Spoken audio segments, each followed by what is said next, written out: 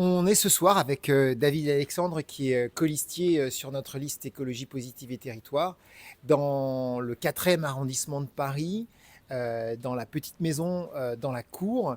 C'est un restaurant qui est très sympathique et on a débattu avec un certain nombre de présents qui ont affronté le mauvais temps.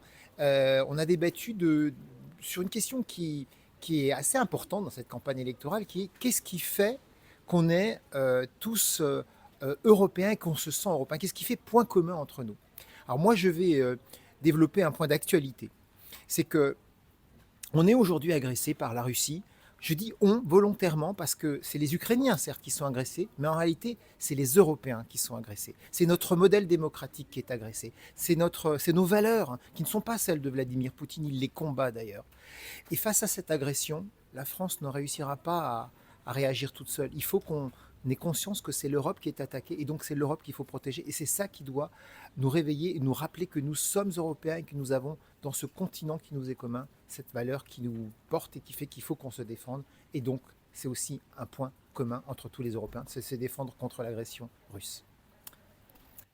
Eh ben, une des questions qui a émergé, c'était sur l'économie, en se disant, mais finalement, est-ce que un certain nombre de gens ne pensent pas que une partie de nos problèmes sont liés à l'Europe et que finalement, la baisse du pouvoir d'achat, c'est un peu la faute de l'Europe.